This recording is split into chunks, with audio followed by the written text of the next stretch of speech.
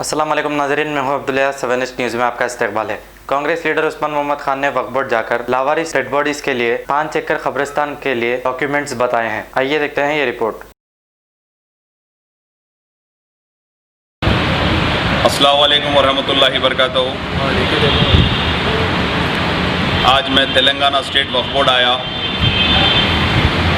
जैसा कि आप तमाम को मालूम है कि एक मुसलमान की मैयत को मसान गट्टी में दफनाया गया। अल्लाह खैर करे ऐसे मामलों से। और तमाम शहर के लोग वक्फ बोर्ड चेयरमैन मोहम्मद सलीम साहब के ऊपर काफ़ी कुछ बोल रहे हैं। मैं अपनी नज़रिए से आप तमाम को एक बात बताता हूँ कि साबिक़ा में कांग्रेस के दौरे इक़्तिदार में खुसरो पाशा साहब चेयरमैन थे तो 5 एकड़ ज़मीन वक्फ बोर्ड की कोकटपल्ली फ़ेज़ 4 में दिए थे, जो सिर्फ़ और सिर्फ लावारिस लाशों के लिए था और जिसके पास इस्तेदाद नहीं है, जो कफन दफन का इंतज़ाम नहीं कर सकते, उन तमाम लोगों के लिए था। आज मैं आके बोर्ड में CEO साहब से और तमाम स्टाफ से ये बात पूछा तो उतना इल्म नहीं था। हाँ है बोल के बाद में इंक्वायरी करके मालूम करे, हम इसका फ़ायदा नहीं उठा रहे। दूसरी चीज़, सैयद सलीम साहब मैं 2 दिन पहले एक गैर मुस्लिम नागेश मेरे को कॉल करे थे और एक मुसलमान ताजुद्दीन की डेड बॉडी के बारे में बोले थे जो TB हॉस्पिटल में थी। मैं फ़ौरन गया, ताजुद्दीन की डेड बॉडी लाया नागेश के साथ जाके और टिक्की मस्जिद में उसका गुस्ल वगैरह दिया। मोहम्मद सलीम साहब को फ़ोन करा। मोहम्मद सलीम साहब इमीडिएटली टेक की मस्जिद के क़ब्रस्तान को ही फ़ोन, मुतवल्ली को किसी से फ़ोन करवाए। इमीडिएट वहाँ पे ख़बर मिल गई, सिर्फ खोदने के और पत्थर के पैसे देना पड़ा। तो ये इनकी गैबाना खिदमत थी। ना इन्हों मेरी पार्टी से ताल्लुक़ रखते, ना इनसे कोई मेरा ज़ाती वो है, ये इनकी खिदमत थी। दूसरी चीज़, तेलंगाना स्टेट वक्फ बोर्ड एक मोहम्मद सलीम से नहीं चलता। इसीलिए नहीं चलता क्योंकि वक्फ बोर्ड तेलंगाना में सिर्फ 90 एम्प्लॉइज़ है, जिसमें कई बीमार रहते, कई एब्सेंट रहते। 90 एम्प्लॉइज़ में वक्फ बोर्ड कैसा चलेगा? और तीसरी चीज़, हम तमाम आपकी मेरी उलमाए दीन मशाकीन, एक मसाजिद के सदर, इमाम, लीडरान, तमाम लोगों की ज़िम्मेदारी है कि वक्फ बोर्ड को सुधारे। कैसा सुधारे? मुतवली का काम ये होता है कि वो क़ब्रस्तान का निगरानकार होता है। मोटे मोटे अल्फाज में वॉचमैन होता है, निगरानी करना उनका काम है। वॉचमैन कोई गंदा अल्फाज नहीं है। उसके बाद मुतवली पैसे लेते हैं, खबर खोदने के पैसे होते हैं। कफन लावारिस लाश को 5,500 रुपये से कम में नहीं आ रहा। मसाजिदों का ये काम है कि मसाजिदें एक बल्क में कफने ख़रीद ले और मसाजिद में कोई अगर इंतकाल हो गया तो मस्जिद की तरफ से कफन प्रोवाइड कर दे। क़ब्रस्तानों में एक लेबर को अपॉइंट कर दे, 4 लेबर को, अगर कोई भी आए इनको महीनावारी तनख्वाह पे खबर खोदने के लिए कर दे। आसानी से कर दिए। हम हमारे आबो अजदाद की खबरों में भी दफन हो सकते हैं। खबर के बाजू खबर, खबर के बाजू खबर, खबर के बाजू खबर, क़ब्रस्तान भी भर जा रही। तो हम हर चीज़ पे हमारे को सोचना है। सबसे पहली चीज़, वक्फ बोर्ड को जुडिशल पावर नहीं है। वक्फ बोर्ड के क़ब्रस्तानों पे सबसे पहले हम ही अपने डब्बे डालते हैं, चाय की दुकान डालते हैं, सब डालते हैं। फिर मास्टर प्लान आता है, वो तमाम खबरों के साथ कट जाते हैं। फिर हम जगह निकालते हैं, फिर डब्बे डालते हैं, फिर चाय की दुकान डालते हैं, फिर अपने घर गृहस्थी बनाते हैं, फिर वहाँ से निकल जाते हैं। एक ख़वातीन का इंतकाल हुआ क़ब्रस्तान के अतराफ़ में, क़ब्रस्तान में जो घर में लोग रहते, वो लोग बोले कि यहाँ पे नहीं दफनाना है, कोरोना के। सबसे पहली चीज़, आपका घर क़ब्रस्तान में कैसा है? आपका घर क़ब्रस्तान में कैसा है? हक़ाक़ अगर हम बात करेंगे तो सबको चुभेंगी। और हमारे बैरिस्टर असदुद्दीन ओवैसी साहब, हमारे के चंद्रशेखर राव साहब, हमारे उलमाए दीन मशाकीन, हमारी कांग्रेस पार्टी के तमाम सीनियर, ये सब बैठ के इस पर सीरियस अगर काम करेंगे तो कुछ होगा। वक्फ बोर्ड कई जने आते, कई जने जाते, हर कोई तलखीद कर रहा। पॉइंट पे आओ, तलखीद करने की बात नहीं है। खुसरो पाशा की जानिब से जो 5 एकड़ ज़मीन दी गई थी वक्फ बोर्ड की लावारिस लाशों के लिए, ये आपकी मेरी जिम्मेदारी नहीं थी। ये वक्फ बोर्ड के स्टाफ की जिम्मेदारी है कि आवाम में अवेयरनेस लाए। जो लोग लावारिस लाशों की तदफीन करते, उनको बोले कि भाई आप लावारिस लाश है, हम आपको फ़ोन करो, हम वहाँ पे आपको जगह देते।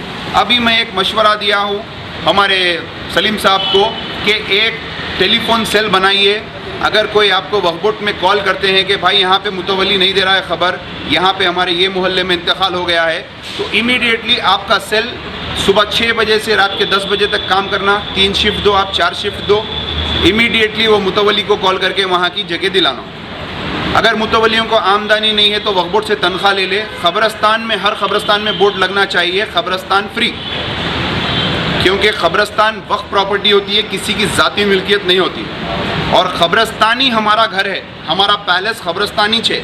हम अगर जाके लेटेंगे तो अपनी पैलेस छोड़ के जाके भी हम खबर में ही लेटना है। वही हमारे को मट्टी दलना है जो एक हमारे ऑटो वाले भाई को दलती, जो हमारे एक बंडी वाले भाई को दलती, वही मट्टी हमारे को दलना है, उनके बाजू की दफनाना है। कोई बराक ओबामा के बाजू, कोई डोनाल्ड ट्रंप के बाजू का आपको नहीं डालने वाले हैं, कोई स्पेशल ट्रीटमेंट नहीं है। इसके लिए हमको फ़िक्रमंद होना है। मैं आपको तमाम को ये बात बोल रहा हूँ कि हम वक्फ बोर्ड में एक दिन धरना देना ज़रूरी है।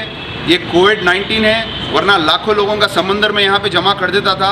हक़ बात करना है। आज सियासी लीडर कहाँ हैं? जिसको अवाम चुन के लाई, वो सियासी लीडर कहाँ हैं? अगर बोला उस्मान मोहम्मद खान तो तलखीद करा, नहीं भाई, आप अपने मोहल्ले के मसाजिदों में देखिए। आप आज कोविड-19 हुआ, मैं बोला मसाजिदों के चंदों से राशन दे दो भाई, मसाजिद को फिर कोई भी दे देते।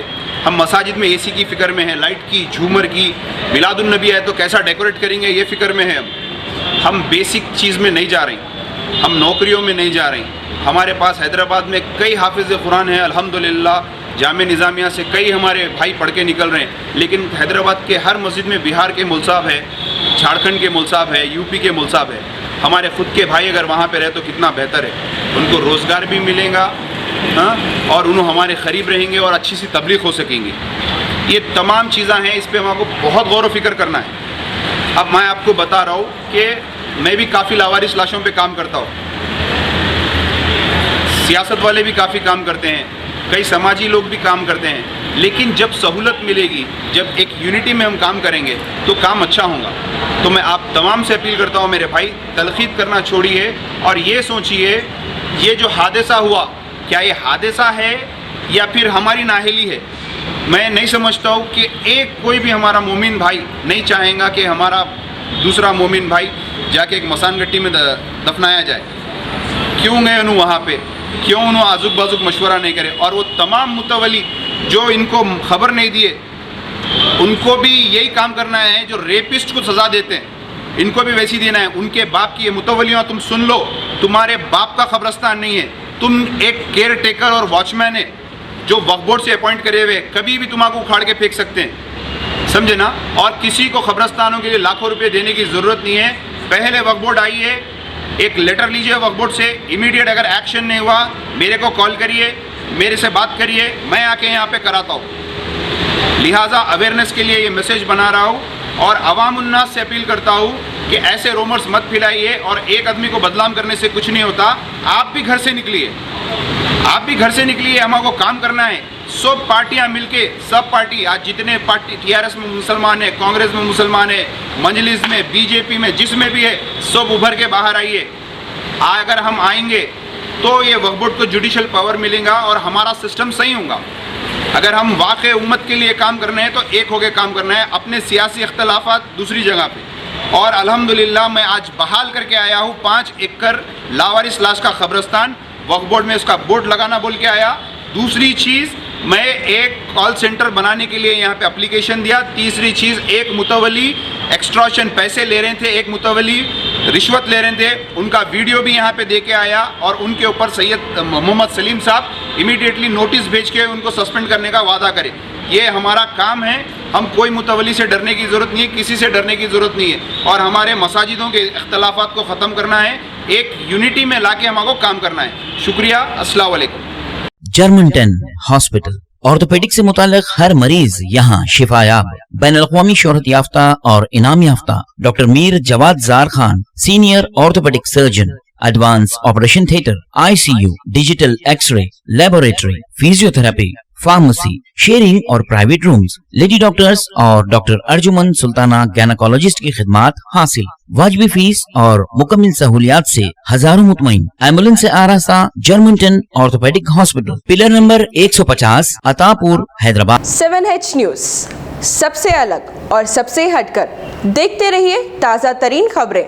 पसंद आए तो लाइक कीजिए, शेयर कीजिए और सब्सक्राइब करना ना भूलें। 7H न्यूज़, आपकी आवाज़।